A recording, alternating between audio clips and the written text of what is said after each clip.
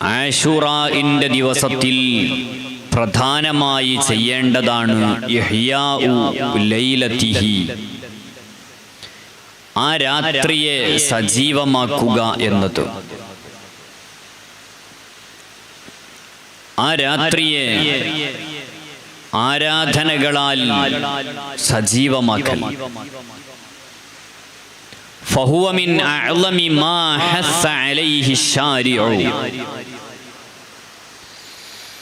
ഇതാണ് ഏറ്റവും പ്രധാനമായിട്ട് ആശുറാഇന്റെ ദിവസത്തിൽ ചെയ്യേണ്ടത്. കാരണം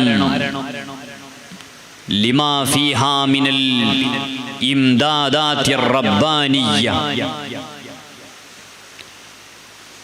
അള്ളാഹുവിൻ്റെ പ്രത്യേകമായ സഹായവും പ്രത്യേകമായ മദതും വർഷിക്കുന്ന രാത്രിയാണ് ഈ രാത്രി. എങ്ങനെയാണ് ഹയാത്താക്കേണ്ടത്? വലാ സിയമാ ബിഖിറാഅത്തിൽ ഖുർആനിൽ കരീം ഔ സിമാഇഹി, വിശുദ്ധ ഖുർആൻ പാരായണം ആവാം, ഖുർആൻ കേൾക്കലാവാം.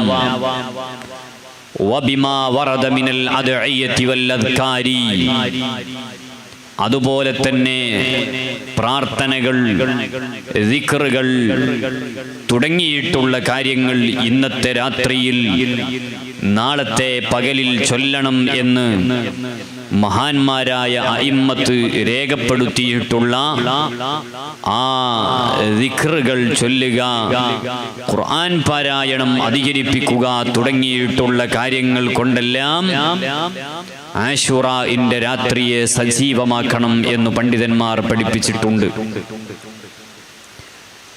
നാളത്തെ നോമ്പ് ലോകത്തുള്ള എല്ലാവരും നോൽക്കുന്ന വളരെ പ്രാധാന്യത്തോടുകൂടെ എടുത്ത നോമ്പാണ്. മനുഷ്യർ മാത്രമല്ല, മനുഷ്യേതര ജീവികൾ പോലും ആശുറാഇന്റെ നോമ്പിൽ പങ്കാളികളായിട്ടുണ്ട് എന്ന് നുസ്ഹത്തുൽ മജാലിസ് പോലെയുള്ള ഗ്രന്ഥങ്ങളിൽ കാണാം. സൂഫിയാക്കളിൽപ്പെട്ട ഒരു വ്യക്തി, അദ്ദേഹം ഒരു ആശുറാഇന്റെ നാളിൽ വന്യജീവികൾക്ക് ഭക്ഷണം എറിഞ്ഞുകൊടുത്തു. പകൽ സമയമായതുകൊണ്ട് വനത്തിലേക്ക്, കാട്ടിലേക്ക് എറിയപ്പെട്ട ആ മാംസം കഴിക്കാൻ ഒരു ജീവിയും വന്നില്ല.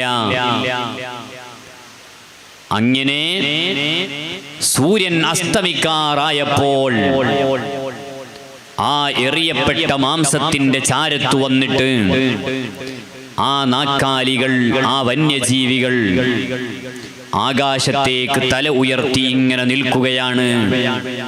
എന്തിനാണ്? സൂര്യൻ അസ്തമിച്ചോ എന്നറിയാൻ. അസ്തമിച്ചതിന് ശേഷമേ അവർക്ക് ഈ മാംസം കഴിക്കാൻ പറ്റുകയുള്ളൂ. അങ്ങനെ സൂര്യൻ അസ്തമിച്ചു എന്ന് ബോധ്യമായപ്പോൾ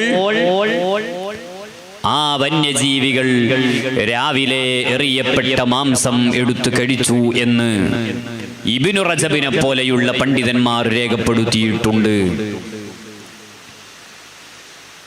ചുരുക്കത്തിൽ മനുഷ്യർ മാത്രമല്ല, മനുഷ്യേതര ജീവികളും ആശുറാ നാളിനെ ബഹുമാനിക്കുകയും ആദരിക്കുകയും ചെയ്തവരാണ് എന്ന് ചുരുക്കം.